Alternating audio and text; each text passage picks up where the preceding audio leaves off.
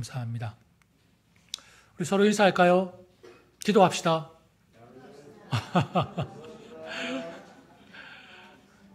여러분, 기도가 살 길입니다. 예. 여러분, 하루에 기도 얼마나 하십니까? 죄송합니다. 너무 어려운 질문을 드렸죠? 예. 얼마나 기도하는지 제가 잘 알고 있습니다. 저도 많이 부족하거든요. 오늘 누가복음 22장 39절, 46절 말씀을 통해서 우리 46절에 있는 일어나 기도하라 라는 제목으로 함께 은혜를 나누기를 원합니다. 이번에 참 아버님의 그 슬픔을 당하면서 아버지의 방을 이제 정리를 해야 했었습니다. 어머님도 안 들어가려고 하시고 동생도 안 들어가려고 하고, 그러니 제가 아버님의 방을 들어가서 정리를 해야 되지 않겠습니까? 책밖에 없더라고요. 제가 한국에 있을 때, 그동안 한국에 있을 동안에 모아놓던 책들, 또 평생 아버지 목회하시면서 또 보셨던 책들, 온 가득 그 서재는 책으로 가득했습니다.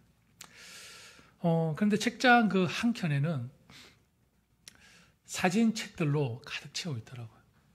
저희 아버지, 어머님 사진들, 그리고 제 사진들, 그리고 동생 사진들.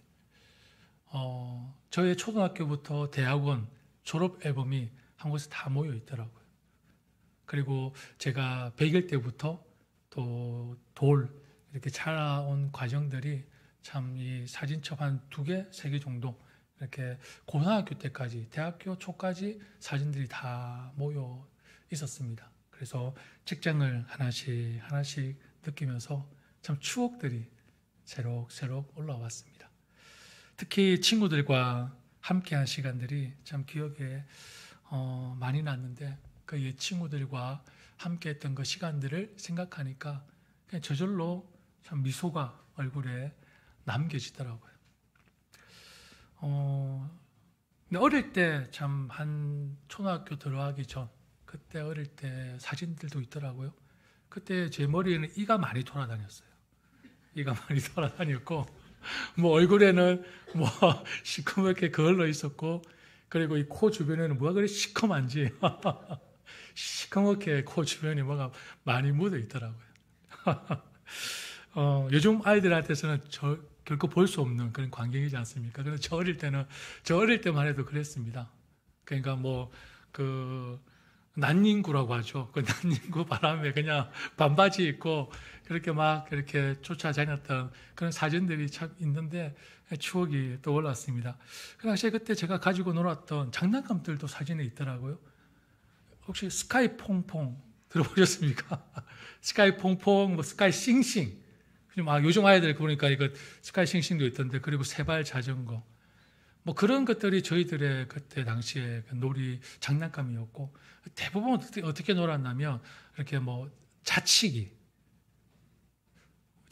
어른들 아실 거예요. 그리고 또 전봇대 가지고 놀고, 그리고 땅 따먹기 하고, 그리고 비석치기 하고, 그리고 구슬치기.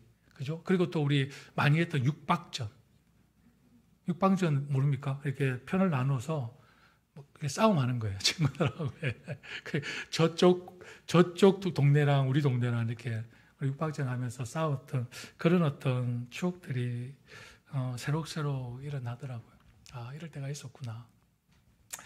그런데 그렇게 놀다가 한 번은 친구들과 시비를 붙었던 적이 있었습니다. 여러 번 있었는데요.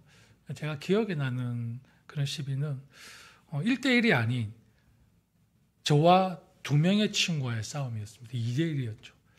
제가 조금 능력이 있었으면 그 7대1을 전설을 제가 만들 수 있었는데, 제가 그럴 만한 능력이 없었던 것 같습니다. 제가 어떻게 2명을 이겼겠습니까? 그 2명한테 열심히 맞고 그렇게 울면서 집에 갔던 기억이 납니다. 그렇게 맞아서 울고 집에 왔는데 참 아버지의 반응은 가관이었습니다. 어떻게 반응하셨을까요? 이 못난 자식, 맞고 들어왔다고 더 혼내시는 거예요. 저는 아프고 이렇게 너무 억울하고 2명한테 당해서 아버지 데리고 가고 싶은데 우리 아버지는 맞고 들어왔다고 오히려 저를 혼내면서 사내 자식이 맞고 들어왔냐고. 그래서 더 서러웠습니다. 그래서 그 당시에 물론 아들이 맞고 왔을 때의 아버지의 마음도 속상했겠죠. 예, 조금 더 남자다움을 원하지 않았을까라는 생각이 드는데 어쨌든 그 당시 어릴 때의 저 아픔에 아버지의 반응은 전혀 도움이 안 됐습니다. 더 마음을 아프게 했습니다. 그러나 어머니의 반응은 달랐습니다. 어머니의 반응은 울고 들어오는 우리 나를 안아주시면서 누구야? 누가 우리 아들을 때렸어? 그러면서 괜찮아, 아들 울지 마. 엄마가 나중에 혼내줄게. 그러면서 저를 따뜻하게 안아주었던 그 어머니의 반응이 떠올랐습니다. 품에 안겨 있는 아들을 달래고 있는 엄마의 품은 지금도 생각해도 참 푸근하고 따뜻합니다. 나의 아픔을 만져주는 것 같고 또 상처를 치료해 주는 것 같고 그리고 위로해 주는 것 같은 그 포근함과 따뜻함이 엄마의 품이 아닐까 생각해 봅니다. 그래서 자라나는 아이들에게 참 엄마의 존재는 절대적이고 참 위대한 것 같습니다. 엄마의 존재. 인생을 살아가다 보면 우리 삶에 아픔을 느낄 때가 있습니다. 항상 즐겁지는 않습니다. 직장 안에서, 가정 안에서, 교회 안에서 고통을, 아픔을 느낄 때가 있습니다. 그때 우리가 여러분 달려가야 할 품이 있어야 되지 않겠습니까? 인생에서 나에게 어렵고 힘든 일이 있을 때 함께 해줄 사람이 없다면 여러분 그 인생만큼 불행한 인생이 있을까요? 힘들 때, 어려울 때 내가 위로받을 수 있는 그런 친구가 없다는 것만큼 정말 불행함은 없을 것입니다. 인생에서 감당기 어려운 고통을 만날 때마다 위로받을 때가 있고 또 모든 것을 털어놓을 수 있는 그런 품이 있는 사람은 저는 행복한 사람이라고 생각합니다. 이 땅을 살아가는 그리스도인들의 진정한 복이 무엇입니까? 그리스도인들에게 있어서 진정한 복이 무엇이라고 생각하십니까? 우리를 너무나도 사랑하시는 하나님, 나의 삶의 모든 것을 알고 계시는 하나님, 달려갈 때마다, 찾을 때마다 거절하지 아니하시고 언제나 품어주시는 자비로우신 하나님의 품이 있다는 것은 우리에게 큰 복이고 저는 은혜라고 믿습니다. 세상은 우리를 조롱하고 비난하지만 언제나 우리를 품어주시는 아버지의 품이 있다고 하는 것, 여러분 얼마나 크고 큰 복이고 은혜인지 여러분 가늠이 되십니까? 여러분 지금까지 인생을 살아오면서 그 복을 누리고 있습니까? 그 은혜를 누리고 있습니까? 내가 힘들 때, 내가 어려울 때, 포기하고 싶을 때 나를 꼭 안으시고 품으시는 그 하나님의 위로가 있다는 것, 여러분 인생에서 얼마나 가늠하고 계십니까? 우리 주변을 둘러싼 삶의 환경이 어려워져만 갈 때 우리는 어떻게 하면 좋겠습니까? 가정이 힘들어져 갈 때에, 사업이 어려워질 때에, 직장 생활에 불안할 때에, 내 앞길이 매우 불투명하고 불안하게 보일 때 우리는 어떻게 해야 할까요? 보통 여러분의 주변은 어떻게 하던가요? 여러분의 주변에 있는 사람들은 이렇게 어려워져 갈 때 보통 어떤 모습을 보입니까? 세상 사람들은 이런 삶의 상황을 어떻게 반응하며 살아가고 있습니까? 가장 흔히 볼 수 있는 반응은 불평하고 원망합니다.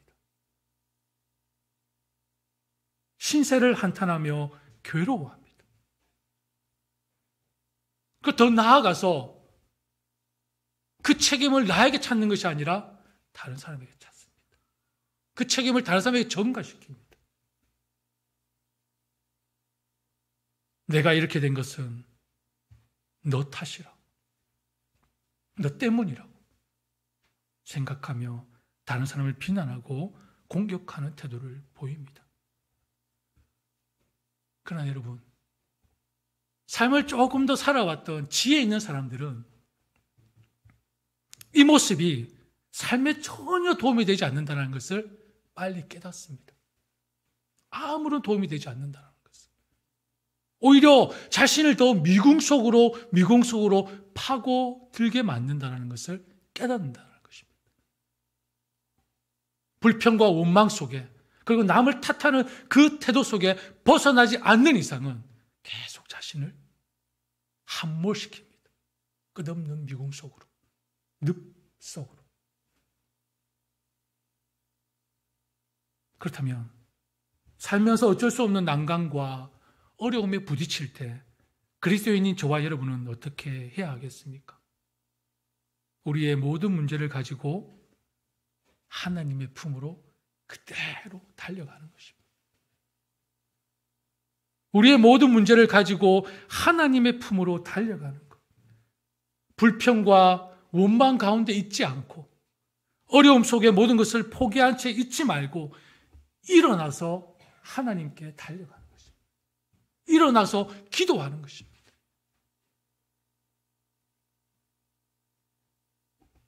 시편 145편 18절 말씀에 여호와께서는 자기에게 간구하는 모든 자, 곧 진실하게 간구하는 모든 자에게 가까이 하시는도다 라고 말씀하십니다. 하나님은 기도하는 자를 어떻게 하신다고요? 가까이 하신다. 하나님이 기도하는 자를 얼마나 좋아하시는지 아시겠습니까? 진실되게 기도하는 자를 가까이 하신다고 말씀하고 있습니다. 그리고 빌립보서 4장 6절 7절 말씀에 아무것도 염려하지 말고 모든 일을 오직 기도와 간구로 하고 여러분이 바라는 것을 감사하는 마음으로 하나님께 아뢰십시오. 그리하면 사람의 헤아림을 뛰어넘는 하나님의 평화가 여러분의 마음과 생각을 그리스도 예수 안에서 지켜줄 것입니다. 아멘. 하나님께서는 기도하는 자의 마음과 생각을 어떻게 하신다고요? 지켜주신다고 말씀하고 있습니다. 기도하는 자를 얼마나 찾고 계신지 느껴지십니까?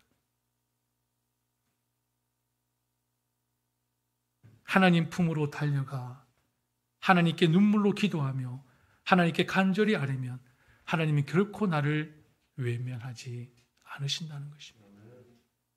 나를 꼭 안아주시면서 내 마음을 달래주시는 분이라는 것입니다. 참된 위로와 평안이 바로 하나님 품에 있다는 것을 여러분 인생의 여정 가운데 결코 잊지 마시기를 바랍니다. 여러분 기도의 팁을 하나 알려드릴까요? 여러분 기도 잘하는 분들 보시면 부럽습니까? 그리고 기도를 오래 하시는 분들 보면 부럽지 않으십니까? 부러워하지 마십시오. 물론 기도를 정말 아름답게 미사오그를 써서 하시는 분도 정말 멋지고 또 기도를 오래 하시는 분도 정말 대단합니다. 그러나 여러분 더 중요한 것은 무엇일까요? 기도는 마음을 다해야 하는 것입니다. 기도는 진실되게 하는 것이 더 중요합니다.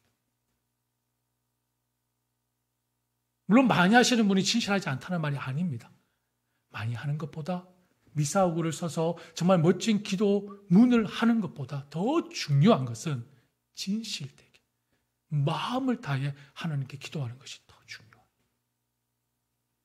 여러분 이렇게 진실되게 마음을 다해 기도하는 사람들에게 그 삶 가운데 나타나는 현상이 있습니다. 첫 번째가 뭔지 아십니까? 기도를 진실되게 하시는 분에게 나타나는 삶의 현상이 바로 자신이 변한다는 것입니다. 여러분 첫 번째입니다. 기도하는 사람의 첫 번째 현상이 자신이 변합니다. 기도하는 사람은 남을 보지 않습니다. 자신을 바라봅니다. 나의 부족과 연약함을 알게 됩니다. 하나님 말씀 앞에 불순종했던 나를 발견하게 됩니다. 진실되게 기도하는 자에게. 우리 자녀들이 속을 썩여서 자녀들을 위해 기도하다 보면 그 다음 무엇이 보일까요? 내가 하나님 앞에 얼마나 많은 속을 썩였던 자녀인지 내 자신이 보인다는 것입니다. 내 자녀들과는 비교도 안 되게 내가 하나님을 엄청 힘들게 했구나. 내가 하나님의 마음을 속 썩이게 만들었던 그런 나의 모습이었구나. 발견하게 된다는 것입니다. 그뿐입니까? 남편이나 아내를 위해 기도하다 보면 신랑 되신 우리 주님 앞에 나 자신이 얼마나 순결하지 못한 신부인가 하는 것을 깨닫게 됩니다. 속썩이는 남편 때문에 기도합니다. 속썩이는 아내 때문에 기도합니다. 근데 남편과 아내를 위해 기도하다 보면 내가 예수님께 순결하지 못한 내가 그런 신부였구나. 사업 문제, 직장 문제를 놓고 기도하다 보면 어떻습니까? 하나님 잘 되게 해달라고 기도하다가 나중에 기도가 진실되게 깊어지면 나는 하나님 없이는 아무것도 할 수 없는 존재구나 라는 것을 깨닫게 되는 것입니다. 나는 하나님 없이는 아무것도 할 수 없는 존재구나. 자신의 부족함을 깨닫는다는 것입니다. 그래서 진실되게 기도하는 사람은 무엇부터 변한다고요? 자신부터 변하는 것입니다. 어느 교회 가니까 참 기도 많이 하시는 분이 계시더라고요. 근데 그분은 막 지적을 하시더라고요. 나 기도 많이 하니까 내 말 들어. 저는 건강한 모습은 아니라고 생각합니다. 기도에 진실되게 빠져 기도하시는 분들은 자신의 부족함을 깨닫습니다. 두 번째, 진실되게 기도하는 사람들의 나타나는 현상이 뭘까요? 자신이 변화되어지면 그 다음은 다른 사람을 위해 기도합니다. 이웃을 위해 기도합니다. 말씀 찾아볼까요? 에베소서 6장 18절 말씀에 보면 모든 기도와 간구를 하되 항상 성령 안에서 기도하고 이를 위하여 깨어 구하기를 항상 힘쓰며 여러 성도를 위하여 구하라. 기도하고 있습니다. 여러 성도를 위하여 구하라. 여러분, 예수님도 지금 누구를 위해 기도하고 있습니까? 나를 위해 기도하고 있습니다. 여러분들을 위해 기도하고 있습니다. 진실되게 기도하는 자의 삶의 현상은 이웃을 위해 기도한다는 것입니다. 내 옆에 있는 사람을 위해 기도한다는 것입니다. 그리고 세 번째는 진실되게 기도하는 사람은 처음에는 하나님께 원망하고 불평하고 하나님 왜 이러십니까? 기도하다가 나중에 뭘로 바뀔까요? 감사와 찬양으로 바뀐다는 것입니다. 감사와 찬양으로 채워집니다. 찬송은 가장 신령한 차원의 기도요, 곡조가 붙은 기도로가 있습니다. 세계 수많은 종교 가운데 기독교에만 찬양이 있습니다. 왜요? 하나님은 살아계시기 때문에. 시편 94편 9절에 귀를 지으신 자가 듣지 아니하시랴, 눈을 만드신 자가 보지 아니하시랴 라고 말씀합니다. 때문에 기독교에는 뭐가 필요합니까? 레오나르도 다빈치가 필요하고 미켈란젤로가 필요한 것입니다. 무슨 말인지 아시겠습니까? 그래서 기독교에 핸델이 필요하고 하이든이 필요한 것입니다. 그래서 우리가 찬양을 하는 것이고, 그래서 우리가 하나님의 영광을 그리는 것입니다. 왜냐하면 하나님은 보시기 때문에, 하나님은 들으시기 때문에.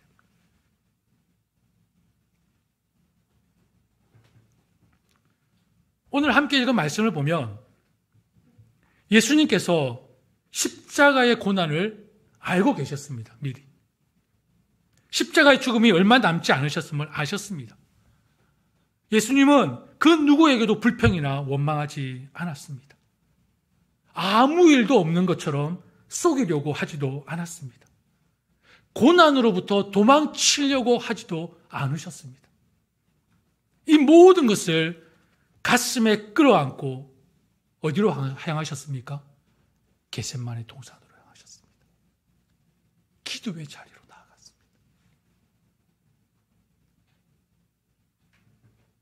그런데 예수님과 함께 이 상황을 알고 있었던 제자들은 어떻습니까? 이 제자들도 어렴풋이 다가올 시련을 짐작하고 있었습니다. 선생님에게, 예수님에게 어떤 중요한 사건이 일어날 것이라고 알고 있었습니다. 예감하고 있었습니다. 그리고 이 문제는, 이 사건은 바로 자신들의 고난으로 이어질 수 있다는 사실 또한 알고 있었고 근심하고 염려하고 있었습니다. 이렇게 제자들은 슬픔을 예감하고 있었고 불안에 떨고 있었습니다. 그런데 그들의 반응은 어떻습니까? 45절 말씀에 뭐라고 기록되어 있죠? 슬픔으로 인하여 기도했습니까? 잠든 것을 보시고, 슬픔으로 인하여 잠든 것을 보시고, 와, 잠을 자고 있었습니다. 이게 어디서 나오는 용기일까요? 여러분, 누구와 닮지 않았습니까? 누구와 닮지 않았습니까? 누구와 닮았습니까? 저와 많이 닮았습니다. 딱 저입니다. 여러분, 이 말씀을 준비하면서요, 딱 저에게 주시는 말씀이었어요.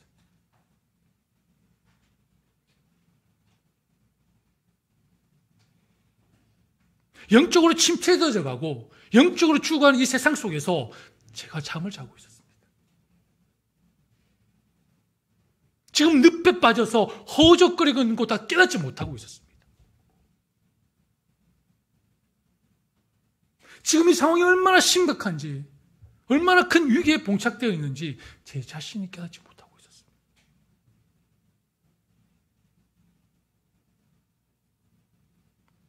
지금 나의 모습과 슬픔을 인하여 지금 잠자고 있는 제자들의 모습과 전혀 다를 바가 없었습니다. 마지막 때라고 다들 느끼며 말하고 있지만 하나님께 더 무릎을 꿇고 기도하기보다 오히려 잠을 청하고 있는 나의 모습. 여러분, 지금 내가 기도할 때입니다. 지금 우리가 기도할 때입니다. 가장 필요한 것이 있다면, 이 땅 모든 그리스도인들이 가장 필요한 것이 있다면 저는 나의 기도, 나의 절실한 기도, 나의 간절한 기도라고 믿습니다. 개인과 가정과 교회와 나라의 회복을 위한 기도가 절실히 필요할 때 지금은 잠잘 때가 아니라는 것입니다. 예수님은 십자가의 고난, 그것은 곧 자신과의 싸움이라는 것을 너무나도 잘 알고 있었습니다. 로마 군인들과의 싸움도 아니고 제사장들의 문제도 아니었고 헤롯과 빌라도의 문제도 아니었고 바로 자신과의 고독한 싸움이었음을 알고 있었습니다. 이 땅에 살아가는 동안에 신앙생활에 승리하기 위해서 가장 무서운 적이 있다고 하면 그것은 무엇입니까? 자기 자신입니다. 내 영적인 생활에, 내 믿음 생활에 가장 무서운 적이 있다면 바로 내 자신이라는 것입니다. 예수님이 그것을 아셨습니다. 사회에서 승승장구하던 사람이, 다른 사람과의 경쟁에서 늘 승리하던 사람이, 어려운 상황 속에서도 포기하지 않고 잘 달리던 사람이 결국 자기 자신과의 싸움에서 처절하게 패하고 좌절한 사람들, 자기 앞에 패배하는 무력하고 연약한 사람들이 이 땅에 얼마나 많이 있습니까? 그렇게 잘 나가던 사람.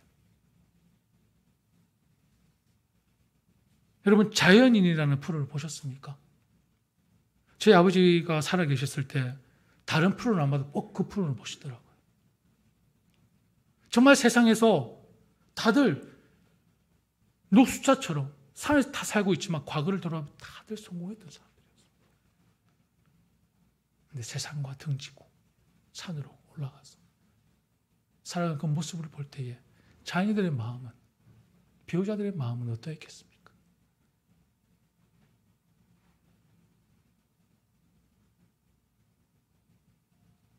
여러분, 예수님은 안전뱅이를 일으켜 세우시던 분이셨습니다.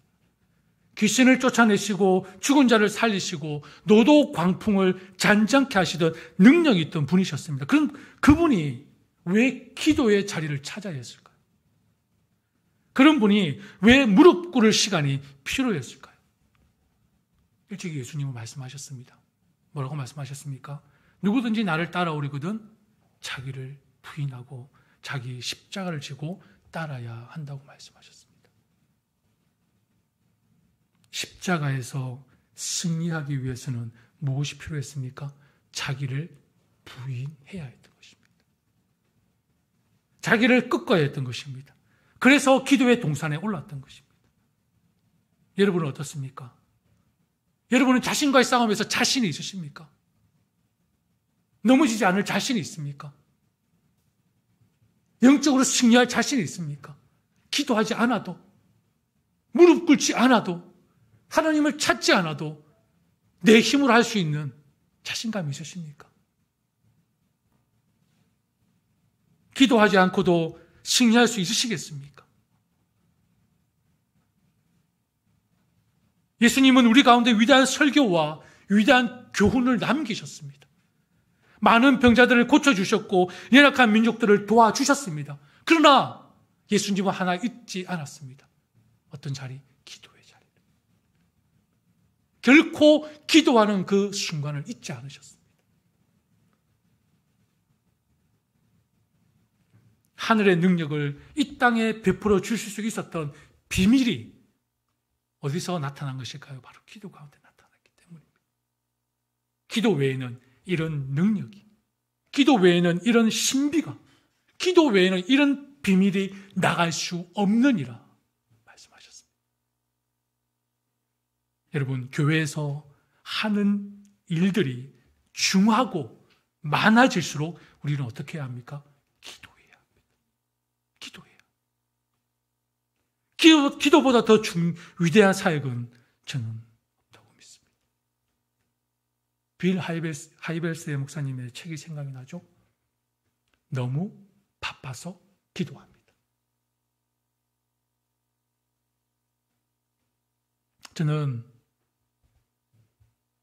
오랫동안 사역을 해왔고 목회를 해왔지만 아버지가 돌아가시니까 그 아버지의 기도의 모습이 이해가 됩니다. 이제 누구보다도 저에게 무서운 분이셨고 강인한 분이셨습니다. 그런데 기도를 쉼없이 하셨습니다. 새벽마다 부르짖으셨습니다.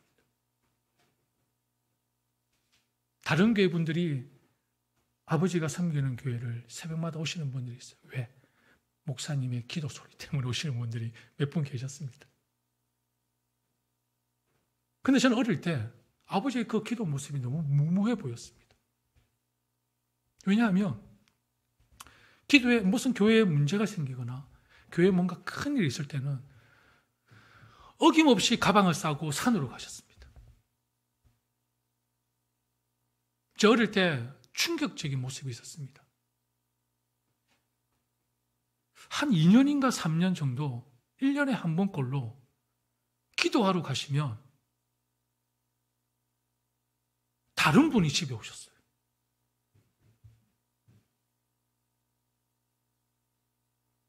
뼈만 앙상하게 남아가지고 물만 마시고 30일을 기도하고 오시더라고요. 그걸 3년을 하셨습니다. 아버님.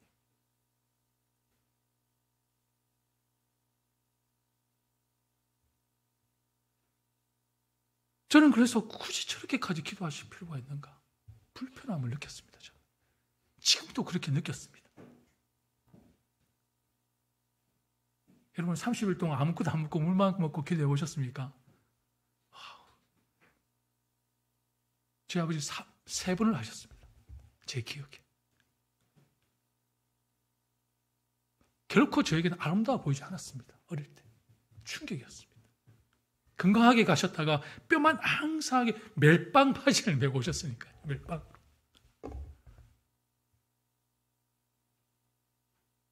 근데 오늘 말씀을 제가 준비하면서 아버지의 그 기도의 삶과 오버랩이 되면서 너무 많은 것을 깨달았습니다.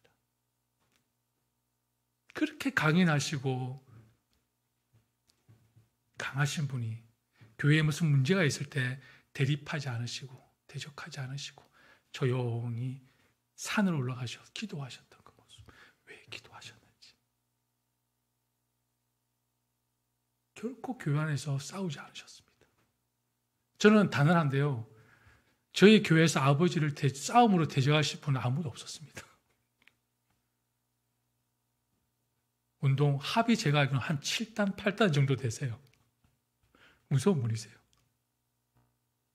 공수 특전자 출신입니다. 하사관 출신. 그럼에도 불구하고 한 번도 교회에서 음성을 높이시거나 누구와 대립하지 않으셨습니다. 문제가 생기면 무조건 기도하셨고 산으로 가셨습니다. 그리고 하나님이 해결해 주시는 것을 저는 보았습니다. 그런데 이제야 그것을 강하게 느낍니다.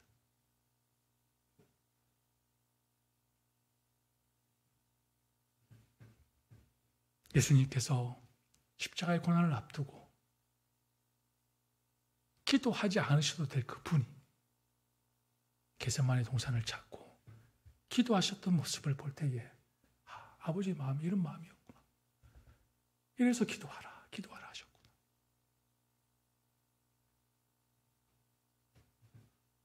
우리가 함께 걷고 있는 이 공동체가 영적으로 침체되어져 갈 때, 나라와 민족이 지금 잘못된 길로 치닫고 있을 때에 이 역사의 물결을 영육시키기 위해서 우리는 기도해야 하는 것입니다.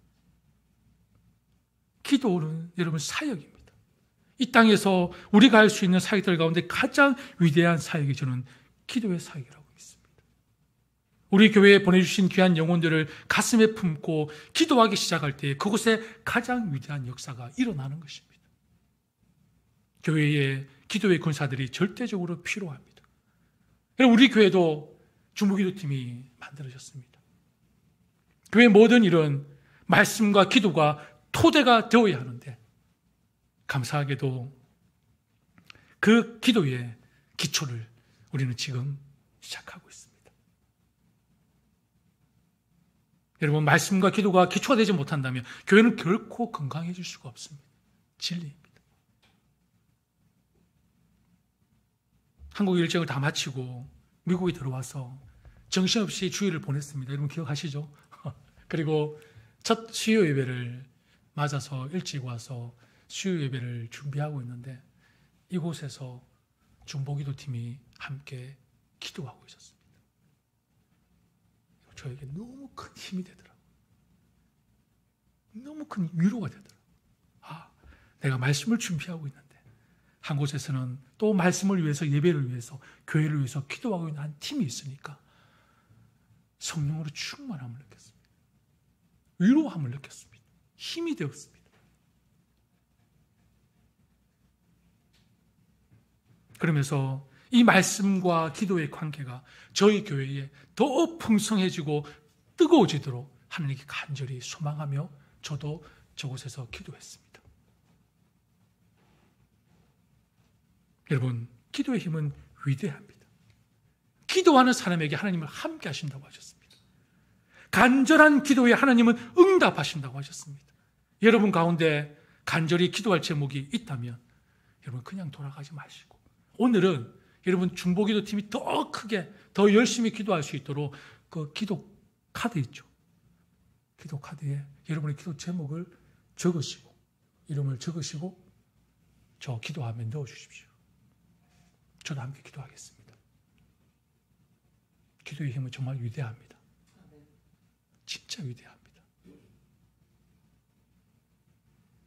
여러분, 기도는 사역의 준비가 아니라 사역의 시작이라는 것을 잊지 마십시오. 교회의 모든 일은 기도로 시작되어야 합니다. 모든 일은. 기도로 하나님은 세상을 변화시키십니다. 기도로 내 이웃을 하나님은 섬기기를 원하십니다. 하나님이 맡겨주신 사람들을 가슴에 품고 내가 해야 할 가장 위대한 사역은 바로 기도 사역입니다. 그러므로 교회의 가장 무서운 적은 뭘까요? 기도를 방해하는 것, 예배를 방해하는 것. 여러분 교회에서 적이 되지 마십시오. 기도를 방해하는 것, 예배를 방해하는 것은 가장 교회의 무서운 적입니다. 그래서 주님이 친히 말씀하시기를 유혹에 빠지지 않도록 기도하라. 시험에 들지 않도록 기도하라 말씀하셨습니다. 여러분 기억하십시오.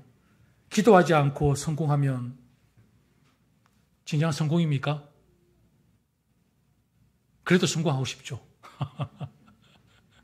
기도하지 않고 성공하면 여러분 그 성공 때문에 망합니다. 결국은 성공이 아닙니다. 그러나 더 큰 실패가 있습니다. 실패 가운데 기도할 수 없다고 하는 것은 실패 중에 실패입니다. 실패 가운데 기도하지 않는 것은 실패 중에 실패입니다. 세상 사람들 눈에 내가 실패자처럼 보임에도 불구하고 내가 기도할 수 있다고 하면 그것은 복입니다. 실패 가운데 하나님 앞에 한 걸음 더 전진할 수 있다고 하면 그것은 은혜입니다. 실패 가운데 살아계신 주님의 음성을 들을 수 있다고 하면 그것은 복이고 은혜라는 것입니다. 말씀을 맺겠습니다. 사랑하는 그레이스 뉴욕교회 성도 여러분, 시대가 어려우면 어려울수록, 사회가 어려우면 어려울수록 우리는 개인과 가정과 교회와 나라를 위해 이루시고자 하는 하나님의 뜻에, 그 약속의 음성에 귀를 기울이고 기도해야 합니다. 우리가 기도하기 시작할 때 하나님의 약속이 이루어진다는 것입니다. 하나님의 은혜와 복이 가정 안에, 교회 안에 있는 그곳에서 회복이 일어날 것입니다. 기도할 때. 오늘 예수님은 낭만적으로 평이하게 기도할 수 없었습니다. 그런 때가 아니었습니다. 무릎을 꿇고 땅에 엎드려 몸부림치며 절규하며 기도할 수밖에 없었습니다. 그래서 오늘 본문 41절에 보면 예수님이 무릎을 꿇고 기도했다고 말씀하셨습니다. 그 기도의 자리가 너무나 비참하게 여겨서 43절에 보면 천사를 보내 기도를 도왔다고 얘기하고 있습니다. 이어지는 44절에 보면 얼마나 처절하게 매달려 하나님 앞에 몸부림하며 기도했든지 땀방울이 핏방울이 되어서 뚝뚝 떨어지고 있었다고 말씀하고 있습니다. 얼마나 처절하게 예수님이 기도하셨습니다. 저와 여러분의 인생에서 생명을 거는 기도, 땀이 피가 되는 기도를 해야 할 때가 있다고 하면 그것이 언제일까요? 지금입니다. 지금. 영적으로 죽어가고 있는 가정을 바라보며 우리는 마냥 그냥 있어도 되는 것입니까? 비틀거리는 이 세상, 목표를 알지 못하고 질주하는 이 역사를 보면서 우리는 가만히 바라만 보고 있으면 되겠습니까? 방황하는 내 자식들을 바라보며 침체되어져가는 영적인 이 안타까운 현실을 바라보며 그저 구경꾼으로 전략해 있을 것입니까? 핏방울이 땀방울이 되도록 절규하며 비명이라도 질러야 되는 때가 여러분 지금이지 않겠습니까?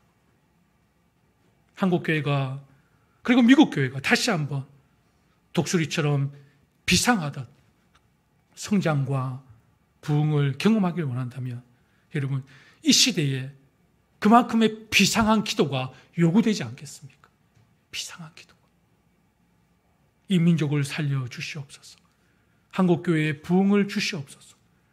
미국을 회복시켜 주시옵소서.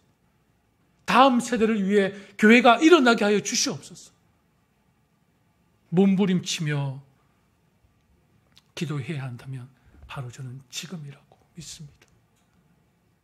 사랑하는 여러분, 비범한 상황은 비범한 기도를 요청하고 있습니다. 필사적인 기도를 역사는 우리에게 요구하고 있습니다. 기도가 필요가 없는 유일한 분이 있다고 한다면 바로 예수님일 것입니다. 그러나 그분은 기도하셨습니다. 매달리셨습니다. 끈질게 기도하셨습니다. 지금은 기도할 때라고 우리에게 계속해서 알려주고 계십니다. 여러분 기억하십시오. 여러분이 잠들면 가정이 잠듭니다. 민족이 잠들면, 여러분이 잠들면 민족이 잠듭니다. 그러나 우리가 기도하면 민족이 깨어날 것이고, 우리가 기도하면 가정이 일어날 것이고, 교회가 회복될 것입니다. 우리가 기도하면 우리의 자녀들이 돌아올 것이고, 방향을 잃었던 자녀들도 다시 방향을 찾고 돌아올 것입니다. 여러분의 기도를 통해서. 쓰러진 그 자리, 절망했던 그 자리, 낙심했던 그 자리에서 기도하면 용기를 얻고 또한 삶 가운데 회복이 일어날 것입니다. 여러분, 오늘 예수님께서 겟세마네 동산을 찾아 기도하셨던 것처럼 그리스도의 교회 여러분 모두에게 깨어 기도하는 그 기도의 삶이 회복되기를 축복합니다. 우리 다시 한번 서로에게 인사할까요? 기도합시다. 기도할 때입니다. 별로 느낌이 안 옵니다. 여러분 기도합시다.